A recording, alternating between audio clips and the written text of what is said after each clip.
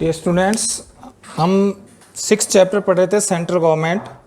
और central government में हमने पढ़ा था कि गवर्नमेंट का जो डेफिनेशन क्या होती है, गवर्नमेंट की परिभाषा क्या होती है। तो उसमें हमने पढ़ा था जो एक गवर्नर की परिभाषा है तो उसको पढ़ा था, government is a such an agency और मशीन। गवर्नमेंट एक मशीन या एक एजेंसी होती है which through which state policies are determined, जिसमें एक राज्य की जो नीतियों का जो है निर्धारण होता है। राज्य की नीतियों का निर्धारण किसके माध्यम से होता है? गवर्नमेंट के माध्यम से होता है। ठीक है। और are determine normal issue are regularized and public welfare is developed. जहाँ पर जो है नॉर्मल इश्यू जो होते हैं वो रेगुलाइज्ड होते हैं, नीतियों का उनका निर्धारण होता है, और उसके बाद क्या होता है, पब्लिक का जो वेलफेयर होता है, जनता का कल्याण होता है। ठीक है। तो हमने कहा था कि गवर्नमेंट के 3 पार्ट होते हैं। गवर्नमेंट के जो है वो 3 पार्ट होते हैं, 3 जो है हम कह सकते हैं विभिन्न ऑर्गन्स होते हैं। 3 ऑर्गन्स होते हैं। कौन से? पहले होता है लेजिस्लेचर यानी व्यवस्थापिका, दूसरा होता है एग्जीक्यूटिव, और तीसरा जो होगा वो आपका होगा जुडिशरी, यानी व्यवस्थापिका, कार्यपालिका और न्यायपालिका। ठीक है। तीनों अलग अलग कार्य करते हैं। लेजिस्लेचर का काम है देश के लिए जो है कानून का निर्माण करना, मेकिंग लॉ, कानून का निर्माण करना। एग्जीक्यूटिव का कार्य क्या होगा? एग्जीक्यूटिव का कार्य होगा देश के लिए जो है जो कानून बनाए उन कानूनों को क्रियान्वित करना, एग्जीक्यूट द लॉ, कानून को क्रियान्वित करना। और जुडिशरी का जो कार्य होगा वो होगा, न्यायपालिका का क्या काम होगा?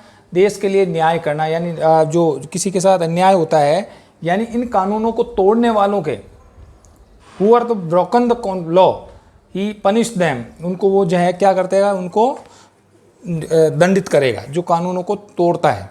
ठीक है। तो ये 3 अंग होते हैं सरकार के। राजा महाराजाओं के राजतंत्र के समय क्या होता था, ये तीनों शक्तियाँ एक ही व्यक्ति में होती थी। तो हमने पढ़ा है कि डेमोक्रेसी में डिसेंट्रलाइजेशन होता है, पावर्स का, शक्तियों का डिसेंट्रलाइजेशन होता है, शक्तियाँ बटी हुई होती है। तो इसीलिए क्या होगा, शक्ति एक ही जगह अगर किसी के हाथ में हो तो वो क्या होगा, डिक्टेटर बन जाएगा। इसीलिए डेमोक्रेसी में शक्तियों को क्या कर दिया जाए, पावर को डिसेंट्रलाइज करने के लिए शक्तियाँ, कानून कोई और बनाएगा, उन कानूनों को क्रियान्वित कोई और करेगा, और उन कानूनों को तोड़ने वालों को सजा और कोई और देगा। ठीक है। 3 अंग अलग अलग बना दिए। इसलिए there are 3 types of organ, 3 organs of the government. इसीलिए सरकार के 3 अंग होते हैं, कार्यपालिका, व्यवस्थापिका, कार्यपालिका और न्यायपालिका।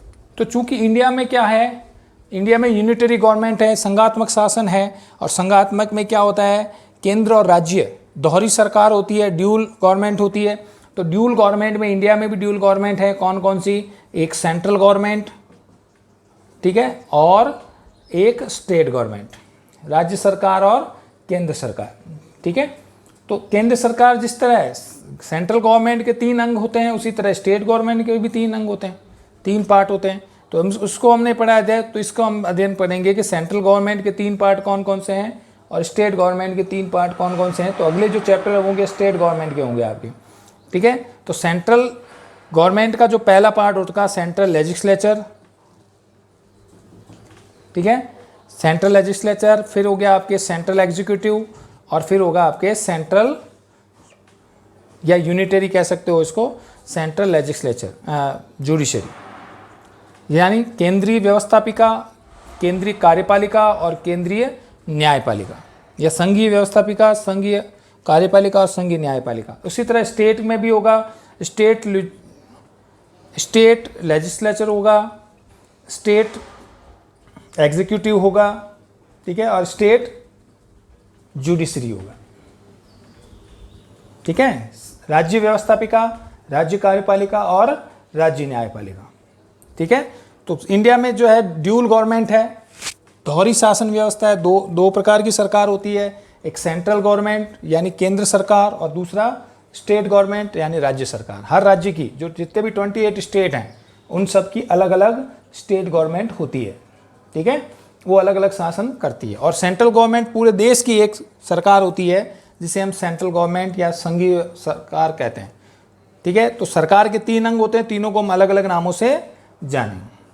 फिर बात आती है कि भाई सेंट्रल गवर्नमेंट में जो 3 ऑर्गन्स होते हैं, सेंट्रल लेजिस्लेचर, सेंट्रल एग्जीक्यूटिव और सेंट्रल जुडिशरी, तो उनके अंग कौन कौन से हैं, उनके जो है उनके किस किस को सम्मिलित किया जाता है। तो सेंट्रल जो लेजिस्लेचर है उसके 3 अंग हैं, उनको भी हम यहाँ पर पढ़ लेंगे। चैप्टर पढ़ने से पहले ये चीज़ जानना जरूरी है आपके लिए कि भी सेंट्रल लेजिस्लेचर में किस किस को इंक्लूड किया जाता है, किस किस को शामिल किया जाता है। ठीक है, तो सेंट्रल लेजिस्लेचर में शामिल किया जाता है एक प्रेसिडेंट और 2 जो सदन होते हैं, 2 हाउसेज कौन कौन से, Lok Sabha and Rajya Sabha.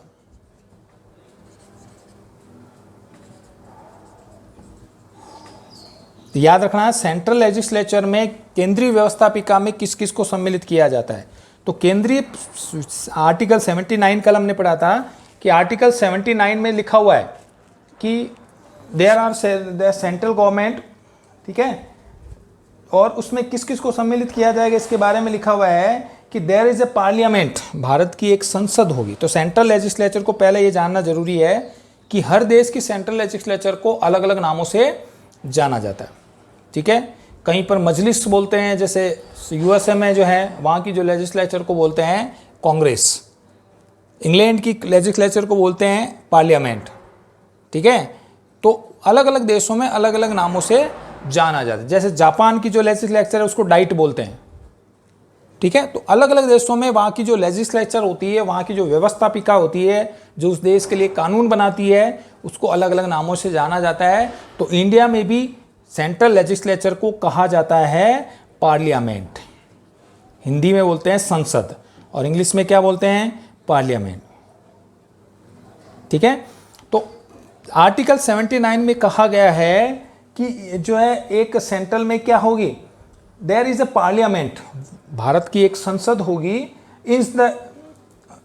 There is a parliament union which is the form jointly to the president and 2 houses. तो किसको उसको सम्मिलित किया जाएगा, प्रेसिडेंट और 2 हाउस को, यानी लोकसभा और राज्यसभा, इन तीनों को सामूहिक रूप से क्या कहा जाएगा, पार्लियामेंट। तो अगर आपसे पूछा जाए कि भारत की पार्लियामेंट में किस किस को सम्मिलित किया जाता है या सेंट्रल लेजिस्लेचर में किस किस को सम्मिलित किया जाएगा, तो सेंट्रल लेजिस्लेचर में सम्मिलित किया जाएगा प्रेसिडेंट, लोकसभा एंड राज्यसभा। ये 2 हाउस हैं संसद के। ठीक है, पार्लियामेंट के there are 2 houses of the parliament, Lok Sabha and Rajya Sabha. Clear है भाई। फिर आपकी बात आती है सेंट्रल एग्जीक्यूटिव, संघीय कार्यपालिका में किस किस को सम्मिलित किया जाएगा। तो यहां आपको याद रखना है कि सेंट्रल एग्जीक्यूटिव में जो है किस किस को सम्मिलित किया जाएगा, प्रेसिडेंट। अब आप कहोगे कि प्रेसिडेंट यहां भी आ रहा है, प्रेसिडेंट यहां भी आ रहा है। एक्चुअल में जो प्रेसिडेंट होता है, राष्ट्रपति जो होगा, वो होता तो है इसका प्रधान है, किसका, सेंट्रल एग्जीक्यूटिव का। देश का जो संवैधानिक प्रधान जो होगा वो राष्ट्रपति होता है, लेकिन वो इसका एक पार्ट है, क्योंकि कोई भी लॉ, जब ध्यान करेंगे कि कोई भी लॉ प्रेसिडेंट की अनुमति के बिना नहीं बनता। ठीक है, कोई भी बिल अगर लॉ बनेगा, कोई भी कानून बनेगा प्रेसिडेंट की सहमति से, तो प्रेसिडेंट के हस्ताक्षर होने जरूरी है। इसलिए प्रेसिडेंट तो है, तो इसका प्रधान है, इसका चेयरपर्सन है, लेकिन वो उसको लोकसभा में, यानी इसमें पार्लियामेंट का भी एक अंग माना जाता है, उसका भी एक अंग माना जाता है, इसलिए प्रेसिडेंट को भी इसमें शामिल किया जाए। और एक्चुअल में वो है क्या, वो इसका चेयरपर्सन है, किसका, सेंट्रल एग्जीक्यूटिव का। तो सेंट्रल एग्जीक्यूटिव में किस किस को सम्मिलित किया जाएगा, president plus prime minister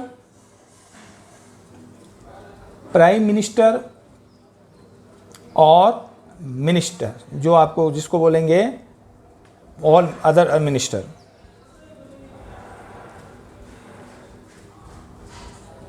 all other जो मिनिस्ट्री होगी उसको, प्रधानमंत्री और मंत्रिपरिषद को जो है, और प्रेसिडेंट, इन तीनों को सामूहिक रूप से क्या कहा जाएगा, सेंट्रल एग्जीक्यूटिव। क्लियर बात। राष्ट्रपति और प्रधानमंत्री और मंत्रिपरिषद, इन तीनों को सामूहिक रूप से क्या कहा जाएगा, केंद्रीय व्यवस्थापिका या संघीय व्यवस्थापिका। ठीक है, फिर आएगी सेंट्रल जुडिशरी। सेंट्रल जुडिशरी में जो आगे बात करेंगे, यहाँ पर तो दो टाइप है, लेकिन यहाँ पर इंडिया जो जुडिशरी सिस्टम है वो क्या है, यूनिटरी, एकीकृत है। पूरे देश का जो है न्याय व्यवस्था एक ही तरह से। तो इंडिया में जो सेंट्रल जुडिशरी को बोलते हैं सुप्रीम कोर्ट। क्या बोलेंगे? Supreme court. तो सेंट्रल जुडिशरी में किसको रखा जाएगा? Supreme court. क्लियर है भाई? संघीय व्यवस्थापिका, संघीय कार्यपालिका और संघीय न्यायपालिका। ठीक है। संघीय व्यवस्थापिका में किस किस को शामिल किया जाएगा? प्रेसिडेंट और 2 हाउस को, यानी लोकसभा और राज्यसभा को। सेंट्रल एग्जीक्यूटिव में किस किस को शामिल किया जाएगा? प्रेसिडेंट और प्राइम मिनिस्टर और सारे मिनिस्टर जो है मिनिस्ट्री को, प्रधानमंत्री और मंत्रिपरिषद और राष्ट्रपति, इन तीनों को सामूहिक रूप से क्या कहा जाएगा? केंद्रीय व्यवस्थापिका। और सेंट्रल जो जुडिशरी है, संघीय न्यायपालिका को इंडिया में कहा जाता है सुप्रीम कोर्ट। भारत में संघीय न्यायपालिका को, जो नई दिल्ली में स्थित है, वो है सुप्रीम कोर्ट, उच्चतम न्यायालय कह दो हिंदी में, या सर्वोच्च न्यायालय कह दो। इसी प्रकार स्टेट गवर्नमेंट के भी 3 ऑर्गन्स हैं। तो स्टेट लेजिस्लेचर में किस किस को सम्मिलित करेंगे? देखिए, इसमें तुलना करने के लिए चैप्टर शुरू करने से पहले आपके लिए ये जानना जरूरी है, वरना आपके पूरा चैप्टर जो है क्लियर नहीं होगा। तो स्टेट लेजिस्लेचर, उसको अगले चैप्टर में हम पढ़ेंगे, स्टेट गवर्नमेंट को।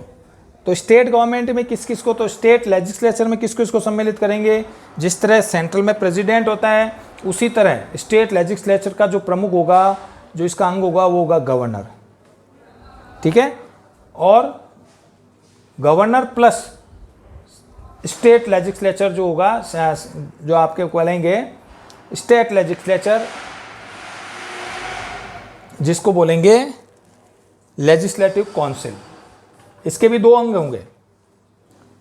ठीक है। तो इसके 2 अंग, कुछ राज्यों में 2 अंग है, कुछ राज्यों में 1 ही अंग है। तो ये होगा आपके स्टेट लेजिस्लेचर। स्टेट लेजिस्लेचर का, या तो स्टेट लेजिस्लेचर कह दो, दोनों को सामूहिक रूप से अगर बोलना है तो, और नहीं तो फिर उसको बोलेंगे लेजिस्लेटिव असेंबली।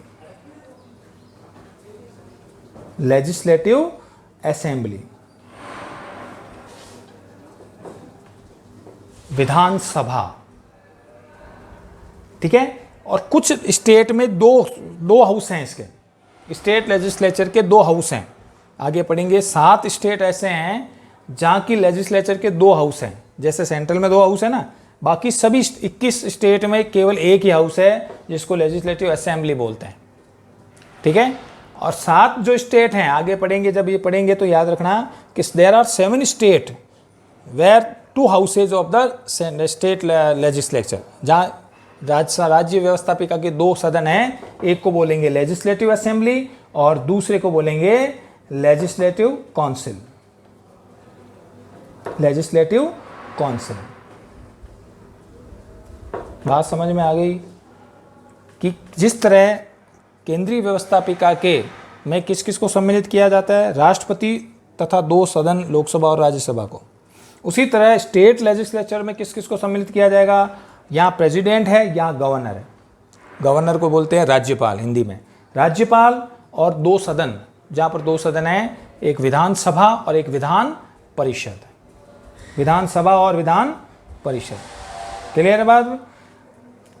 इसी प्रकार स्टेट लेजिस्लेचर एग्जीक्यूटिव में किस किस को सम्मिलित किया जाएगा? स्टेट एग्जीक्यूटिव में सम्मिलित किया, जैसे यहाँ पर किसको कर रहे हैं अपन? प्रेसिडेंट। तो सेंट्रल में प्रेसिडेंट होता है, उसी तरह स्टेट में कौन होगा? स्टेट में होगा चीफ मिनिस्टर। स्टेट में कौन होगा? Chief minister. ठीक है। तो इसमें यहां पर आपके जिस तरह यहां पर प्रेसिडेंट होगा, वो उसी तरह यहां पर गवर्नर होगा। जैसे अब सेंट्रल सेम पोजीशन है कि यहां पर प्रेसिडेंट दोनों का ही मेंबर होता है, इसका मेंबर होता है और इसका चेयरपर्सन होता है। इसी तरह ये इसका मेंबर होता है, इसका क्या होगा? चेयरपर्सन। तो जहाँ यहाँ प्रेसिडेंट है, यहाँ पर स्टेट में क्या होगा? गवर्नर। और यहाँ पर जो है जिस तरह प्राइम मिनिस्टर है, प्राइम मिनिस्टर का इक्वल पावर स्टेट में किसको है? चीफ मिनिस्टर को, सीएम। ठीक है।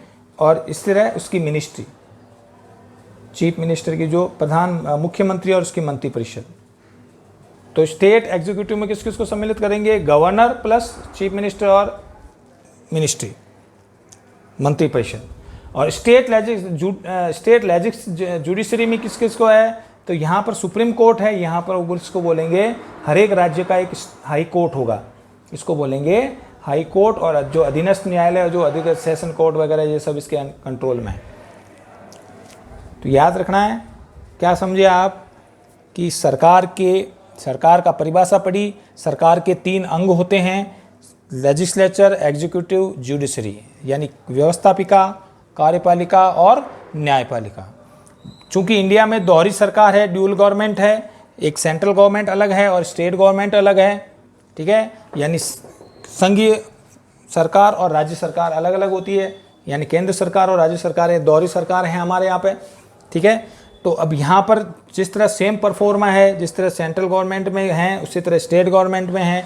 सेंट्रल गवर्नमेंट में जो पूरे देश से चुन करके आती है, ठीक है, तो सेंट्रल लेजिस्लेचर में किस किस को सम्मिलित किया जाएगा, प्रेसिडेंट तथा 2 हाउस जो है, लोकसभा और राज्यसभा, इसको सामूहिक रूप से किस नाम से जाने जाएंगे, पार्लियामेंट, ठीक है। इस तरह सेंट्रल एग्जीक्यूटिव में किस किस को सम्मिलित किया जाएगा, प्रेसिडेंट प्लस प्राइम मिनिस्टर और मिनिस्टर, इनको सामूहिक रूप से सेंट्रल एग्जीक्यूटिव कहा जाएगा, संघीय कार्यपालिका कहेंगे, ठीक है। और तीसरा होता है सेंट्रल जुडिशरी। तो सेंट्रल जुडिशरी में इंडिया में सबसे बड़ा जो कोर्ट है वो होता है, कहलाता है सुप्रीम कोर्ट, जो नई दिल्ली में है। तो ये सेंट्रल जुडिशरी में इसको रखा जाएगा। फिर इसी के अनुसार राज्यों में भी, राज्य के भी सरकार के 3 अंग होते हैं, राज्य व्यवस्थापिका, राज्य कार्यपालिका और राज्य न्यायपालिका। स्टेट लेजिस्लेचर, स्टेट एग्जीक्यूटिव और स्टेट जुडिशरी। स्टेट लेजिस्लेचर में किस किस को सम्मिलित करेंगे, जिस तरह यहाँ पर प्रेसिडेंट है, उसी तरह स्टेट लेजिस्लेचर का जो चेयर पर हम कह सकते हैं, इसका मेंबर जो होता है वो गवर्नर है। इसमें गवर्नर और 2 हाउसेज दोनों को सामूहिक रूप से, यहाँ पर लोकसभा और राज्यसभा 2 हाउस होते हैं, स्टेट में 2 हाउस होते हैं, कौन कौन से, लेजिस्लेचर असेंबली और लेजिस्लेटिव काउंसिल, यानी विधानसभा और विधान परिषद। हिंदी में क्या बोलेंगे इसको, विधानसभा, और इसको क्या बोलेंगे, विधान परिषद। और गवर्नर, तीनों को सामूहिक रूप से क्या कहा जाएगा, स्टेट लेजिस्लेचर, संघीय राज्य व्यवस्थापिका। क्लियर है। इस तरह जैसे यहाँ सेंट्रल एग्जीक्यूटिव में किस किस को सम्मिलित करेंगे, प्रेसिडेंट, प्राइम मिनिस्टर और मिनिस्टर। उसी तरह स्टेट एग्जीक्यूटिव में किस किस को सम्मिलित करेंगे, गवर्नर प्लस चीफ मिनिस्टर और मिनिस्टर, यानी राज्यपाल, मुख्यमंत्री और मंत्रिपरिषद, ठीक है।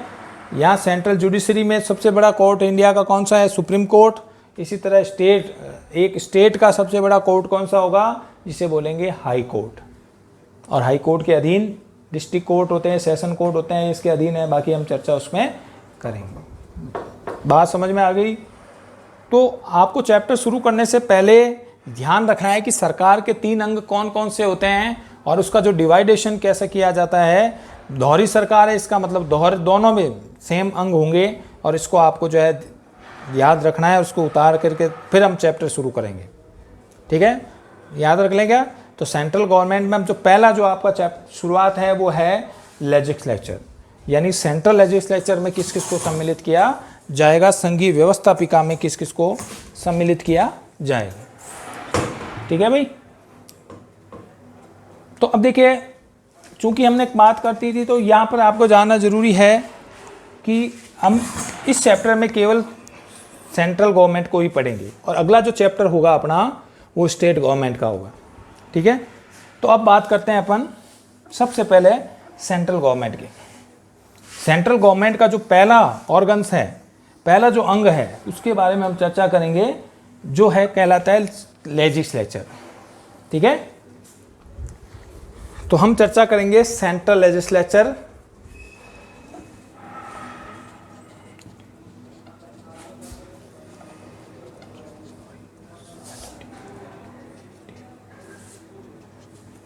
सेंट्रल लेजिस्लेचर या संघीय व्यवस्थापिका।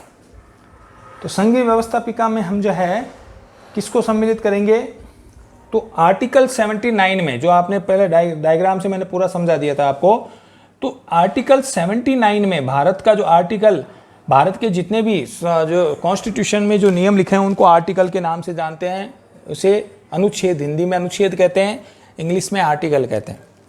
तो आर्टिकल 79 में साफ लिखा हुआ है कि सेंट्रल लेजिस्लेचर में किस किस को सम्मिलित किया जाएगा। ठीक है। तो provision of article 79 the Indian constitution there is a parliament. Bharat की सेंट्रल लेजिस्लेचर को किस नाम से जाना जाएगा? पार्लियामेंट। मैंने कहा था हर देश की सेंट्रल लेजिस्लेचर को अलग अलग नामों से जाना जाता है। भारत की सेंट्रल लेजिस्लेचर को किस नाम से जाना जाएगा? पार्लियामेंट। और पार्लियामेंट में किस किस को सम्मिलित किया जाएगा? ठीक है, तो पार्लियामेंट में हमने आर्टिकल 79 में लिखा हुआ है कि in the parliament according to provision article 79 in the Indian union which is formed jointly by the president plus two houses.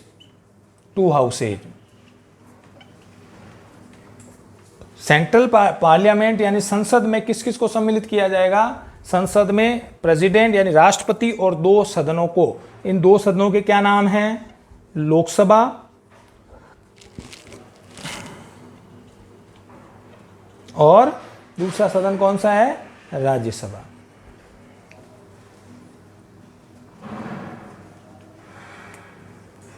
तो भारत के जो संसदीय, भारत का जो संघीय व्यवस्थापिका को किस नाम से जानते हैं?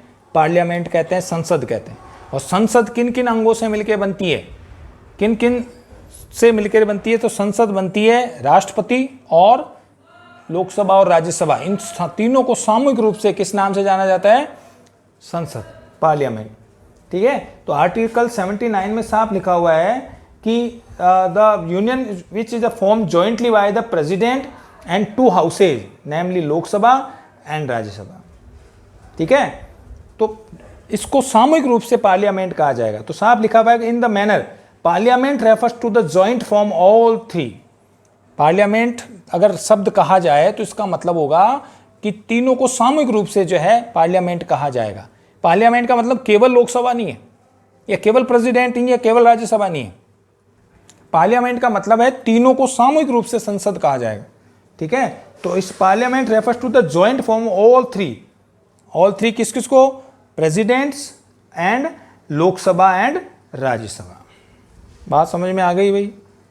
आर्टिकल 79 भारत के संविधान का अनुच्छेद 79 ये कहता है कि भारत की एक संसद होगी जिसको पार्लियामेंट बोलते हैं। संसद किन अंगों से मिलकर के बनेगी? संसद राष्ट्रपति और 2 हाउस से, 2 सदनों से मिलकर के बनेगी, जिसे एक राष्ट्रपति और 2 सदन यानी लोकसभा और राज्यसभा, इन तीनों को सामूहिक रूप से क्या कहा जाएगा? सामूहिक रूप से कहा जाएगा संसद। क्लियर हो गई भाई यहाँ तक? अब हम पढ़ते हैं सबसे पहले प्रेसिडेंट की पावर्स को हम बाद में पढ़ेंगे। पहले जो है लोकसभा की पावर्स को पढ़ेंगे और फिर राज्यसभा की पावर्स को पढ़ेंगे। राज्यसभा क्या है, कैसे कार्य करती है, कौन कौन से सदस्य होते हैं, लोकसभा क्या काम करती है, कैसे कौन कौन से सदस्य होते हैं, क्या शक्तियाँ पावर्स हैं इसकी, और फिर अंत में इस चैप्टर में पढ़ेंगे प्रेसिडेंट और प्रेसिडेंट क्या क्या काम करता है और उसके जो पावर्स क्या है। ठीक है, तो सबसे पहले हम बात करते हैं किसकी? लोकसभा की। जो पहला सदन हुआ है लोकसभा। ठीक है, तो हम पढ़ते हैं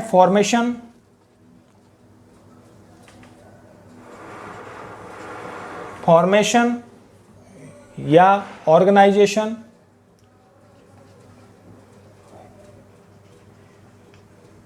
फॉर्मेशन कहो या ऑर्गेनाइजेशन कहो ऑफ द लोकसभा। लोकसभा का संगठन कह दो या लोकसभा का गठन कह दो। ठीक है, तो लोकसभा में किस किस को सम्मिलित किया है? देखिए, लोकसभा के जो अदर्स नाम हैं, लोकसभा के अदर्स नेम जो हैं, दूसरे नाम लोकसभा को और किन किन नामों से जाना जाता है?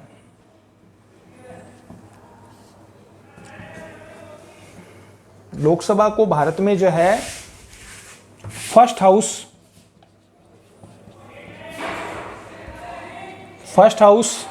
ठीक है, लोअर हाउस,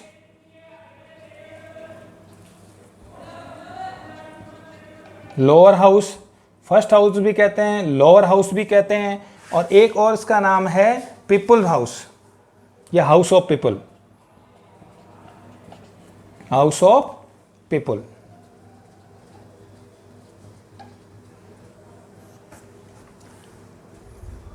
तो सबसे पहली बात करते हैं कि लोकसभा भारत की जो है, जहाँ भी दुनिया में जितने भी पार्लियामेंट है जहाँ पर, वहाँ पर 1 या 2 सदन होते हैं, ठीक है। जैसे अमेरिका की बात करें तो अमेरिका में वहाँ की जो वहाँ की जो पार्लियामेंट को बोलते हैं कांग्रेस, ठीक है। और कांग्रेस के 2 सदन होते हैं वहाँ पर, एक कांग्रेस और एक सीनेट, ठीक है। तो इसी प्रकार इंग्लैंड में भी वहाँ की जो पार्लियामेंट है उसके 2 हाउस होते हैं, ठीक है। इंग्लैंड की पार्लियामेंट की हाउस ऑफ लॉर्ड्स और हाउस ऑफ कॉमन्स। तो हर जहाँ भी 2 व्यवस्थापिका संघ हम कह सकते हैं, व्यवस्थापिका के 2 या 1 सदन से मिलकर बनती है, तो कई देशों में 2 सदन होते हैं। इसी तरह इंडिया में भी 2 सदन हैं यहाँ की पार्लियामेंट के, कौन से, लोकसभा और राज्यसभा। अब पहले सदन के बारे में चर्चा करते हैं, लोकसभा। तो लोकसभा को भारत में अन्य कई नामों से जाना जाता है। लोकसभा के अदर नाम क्या हैं? फर्स्ट हाउस, प्रथम सदन कहते हैं एक इसको निम्न सदन कहते हैं, लोअर हाउस या निम्न सदन भी कहते हैं, और इसको जनता का सदन भी कहते हैं।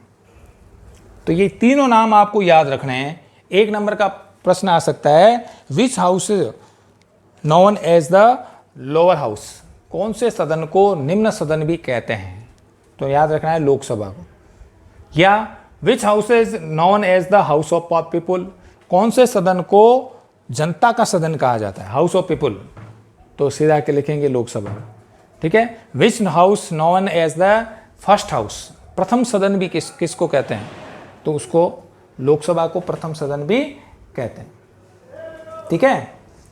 अब इसका जो सदस्य हैं उनको किस तरह चुना जाता है, तो इनके सदस्यों को डायरेक्ट पब्लिक के द्वारा चुना जाता है। इसके जो मेंबर्स होते हैं, मेंबर्स जो होते हैं वो क्या होते हैं, उसको डायरेक्ट पब्लिक के द्वारा, direct elected by public, elected by public. इसके जो सदस्य हैं उनको कौन चुनता है, जनता चुनती है। किसके माध्यम से, एडल्ट फ्रेंचाइजीज के माध्यम से, यानी जनता 18 साल से हर व्यक्ति जो है वोट दे सकता है। और इनके जो मेंबर्स हैं उनको किस नाम से जाना जाता है, उनको कहा जाता है members of parliament, members of parliament. दोनों को मेंबर्स ऑफ पार्लियामेंट कहेंगे, लोकसभा के सदस्यों को भी कहेंगे, राज्यसभा के सदस्यों को कहेंगे। हिंदी में शॉर्ट नेम है इसका, एमपी कहते हैं, इसको क्या बोलते हैं, एमपी, ठीक है। तो इसके जो सदस्य हैं उनको जनता के द्वारा सीधा चुना जाता है,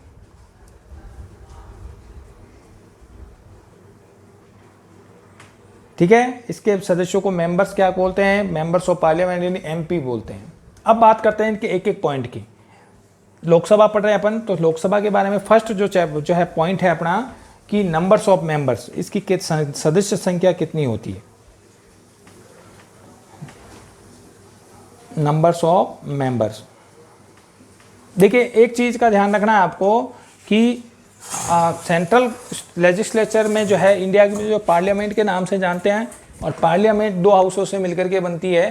तो इन चीज़ों को आप ध्यान रखना है कि अब इसके फॉर्मेशन कैसा होता है या इसका जो ऑर्गेनाइजेशन कैसा होता है, उसके बारे में हम एक एक पॉइंट के नंबर में चर्चा करेंगे। आपको 2 चीज़ें ध्यान रखनी है। अभी तो हम 2 चीज़ों को पढ़ा है कि जो लोकसभा को फर्स्ट हाउस भी कहते हैं, प्रथम सदन भी कहते हैं, लोअर हाउस भी कहते हैं, और हाउस ऑफ पीपुल भी कहते हैं, ठीक है। दूसरी बात, लोकसभा के जो सदस्य हैं, इसके जो मेंबर्स हैं वो कौन चुनती है, direct elected by the public यानी जनता चुनती है। जनता कौन सी, जनता जो 18 साल से ऊपर की हो जाती है, यानी इलेक्टेड, उसके बारे में जनता इसको चुनती है, ठीक है। तो अब इसका नेक्स्ट चैप्टर में हम जो है नेक्स्ट क्लास में हम पढ़ेंगे कि इसके जो मेंबर्स कौन कौन से होते हैं, इनको कैसे चुना जाता है, कौन उनको हटा सकता है, ठीक है। तो आज के लिए इतना ही, धन्यवाद।